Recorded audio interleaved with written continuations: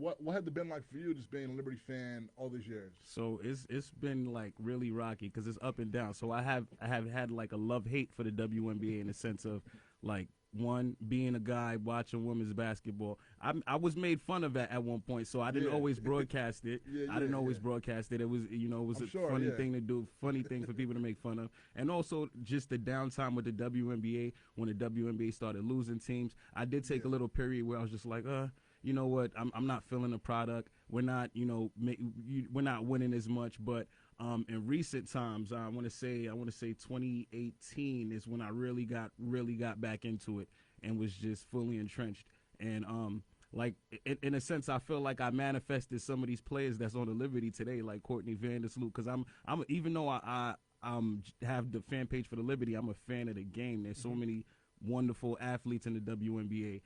One of my favorite players after Teresa Weatherspoon is Candace Parker. So it's like, I love so many players in the game. So, just watching the W and watching it grow has been amazing. And watching the Liberty grow all these years is amazing. This is the best that they have ever been. So I'm excited about this. Yeah, you know what? Before you were coming in, and I just want to say it's 12 o'clock. This is WHCR 90.3 FM. This is WHCR Sports, and we're being joined again in studio by Kayla Abreu and Kenny Rim, both of them great content on the Liberty and WNBA. Before you came in, I was about to tell a story just how I kind of like got into women's basketball a little bit. But when I finish that, I'm going to ask you how you got back into the WNBA. But I just wanted to say really quickly, so I have a twin sister. And so dope. even though she's not into sports, she played basketball in high school. So she was on a basketball team. So she played, but she never watched games or whatever. So I kind of like got into it then, and then we have my sister trained. So there's a big broadcaster right now. You all know her. She covers WNBA too. You know Roz Gold. Yeah, Roz Gula Moody. Yeah, so she's from this area. My sister trained her when she was in high school. Like, her mom found my sister on like internet, and my sister was a trainer, and so my sister trained her when she was in high school. She went to like one of the top schools. I forgot which one. And she ended up going. So like she tore her knee like her senior year in high school, and my sister like helped rehab her back, and then she went to Stanford to play college ball. So when she went to Stanford, since I knew who she was, I would always like follow her, and that team was really good. Nice. And they had like on that team you had the two sisters who one of them they're both on the Sparks now. Oh yeah, Nneka and Shanae. Yeah. She was on those teams, and they were a dynamite team. They were in the Final Four like every year, or like almost every year. I remember they ended UConn's like long streak one of those years in the regular season, and they in the Final Four, they upset. I think it was Connecticut. They upset because what happened was the year that Don Imus made the comments about the Rutgers women's basketball team. Yeah. 2007, the Rutgers women made the championship game, played Tennessee, and so the next day Don Imus came on the radio and was like talking crazy about them, and he ended up getting himself fired and all that.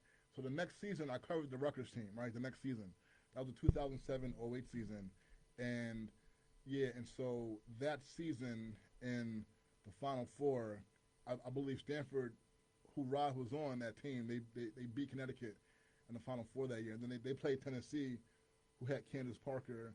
Candace Parker, that was Tennessee's second championship. Yeah. The previous year they beat Rutgers, right? So yeah, and then so like since then, I followed the college women's game. In the Final Four. The Final Four was always interesting storylines, always interesting players. I remember one year, like around that same time, you had there was one team that had the sister of Ben Roethlisberger's sister was on the team, and Hakeem Olajuwon's daughter. I think it was Oklahoma, and they had twins at that time, twin sisters, and they were the daughter of a former 49er defensive lineman. Yeah, so a lot of cool stories. But but like since that time, I've really started following the women's game. I remember going to a WNBA All-Star game like 2006 at the Garden. Dope. And just to your point, which I want to get on to in a minute, I remember being at the All-Star game that year, and that was the 10th season of the league, right? And that might have been my first ever WNBA game. And I remember the commissioner of the league talking, and like he mentioned, like I remember her thanking David Stern, who was the commissioner of the NBA at the time, and she was talking about how through the first 10 years of the league had like finished in the negative, in the red, all 10 years. Like they weren't, the league was not making money. Yeah. And you were thinking David Stern for not like ending the league and for continuing to invest in it and all that. So that was like 17 years ago, 2006. And so the league is still going on now. And like you mentioned how a lot of the teams like folded, and one of them are the team that won the first 4 WNBA championships, the Houston Comets. Yeah. I mean, so but just to that point, I mean, what do you think? How do you think the league is right now, just in terms of their growth and their sustainability?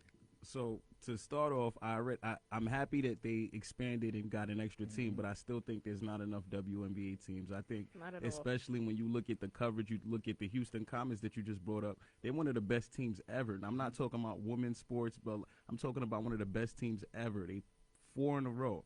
Like, that's not easy. So to have them gone and to have other historic franchises gone, I think right now we need to see more, and we're at the cusp. We're at the heart and soul of it, like, because we're gonna see the game growing so much. You talk about the NCAA girls.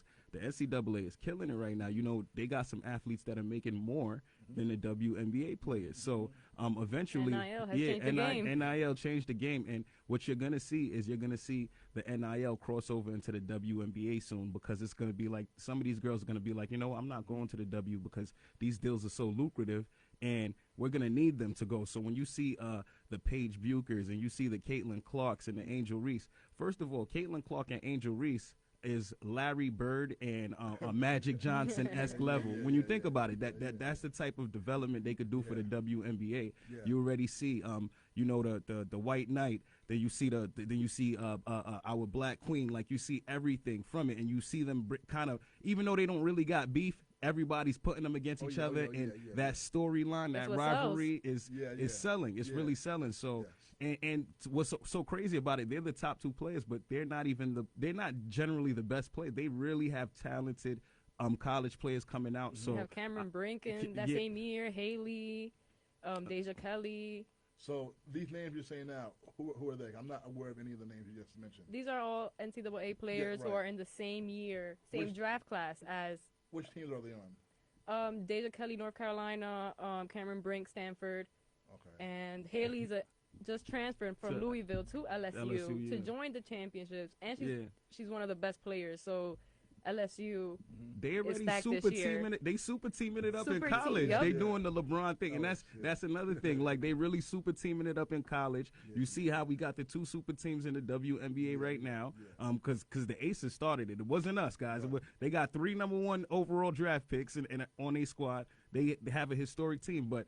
Like, you know, you see what's going on right now. Like, this is a historic time, but they're setting themselves up. They're taking advantage. They're controlling their narrative right now. So I think that's huge for the league.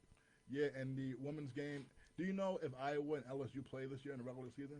Do you know? I didn't see them on the schedule. I didn't check the schedule. I checked the schedule and I didn't see it, but I have to double check. I don't think they do. No, that would be absurd. That's absurd. They got it.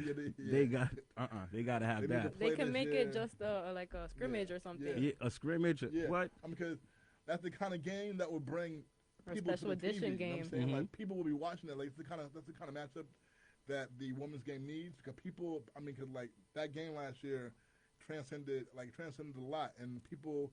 If you had Iowa and LSU playing the regular season, everybody would watch. So you know that game they played recently? I believe it was volleyball. And they sold out the stadium. I think if LSU and Iowa play, they can do that. I mean, you know, and I'm not sure, you know, how it is to rearrange the schedule, because a lot of these schedules I think are put into place before that season, or to put in maybe like 2 or 3 years in advance, something like that. But it would have been great if the women's college basketball figured out a way to have those 2 teams playing this season, maybe to open the year up, or, you know, how the NFL has 2 major teams playing the first game. But that definitely would be a primetime match. Now, you mentioned the super teams and LSU.